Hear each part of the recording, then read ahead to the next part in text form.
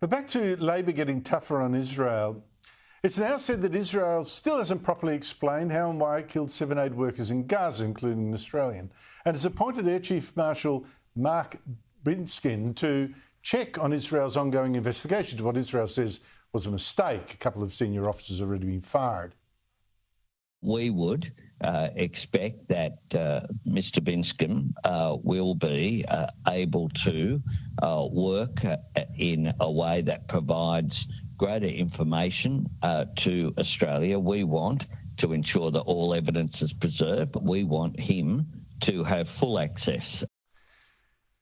Well, joining me from New Zealand this week is our country's top foreign affairs writer, Greg Sheridan of The Australian. Greg, great to see you. The Albanese government's reaction to what clearly seems a mistake by Israel, your verdict?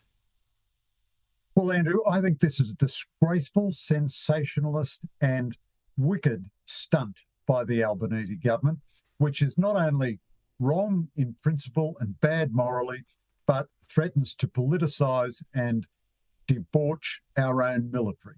Mark Binskin is a good guy. I've known him, interviewed him, very good guy.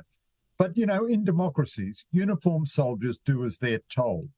I'll make 2 points about this ridiculous stunt. First, the Australian ambassador in Israel could undertake any liaison, ongoing about future Israeli investigations.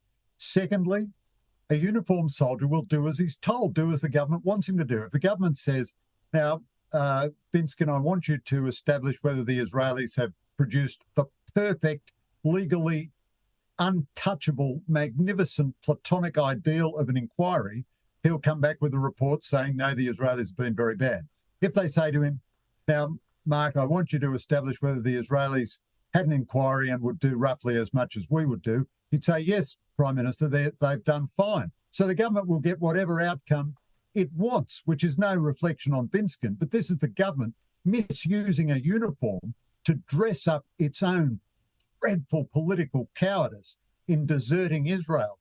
You know, Australian soldiers are accused, and we have no way of knowing the justice of this, of war crimes in Afghanistan from many, many, many years ago. And I think one charge has been laid all these many years later. Now Israel plainly made a mistake. It would be insane to think Israel did this on purpose because it's wrong in principle and nothing has done Israel more damage. And the Albanese government apparently wants convictions, within 2 weeks. This, in my opinion, Andrew, is grotesque, and it's the worst thing so far I've heard of in the Albanese government era.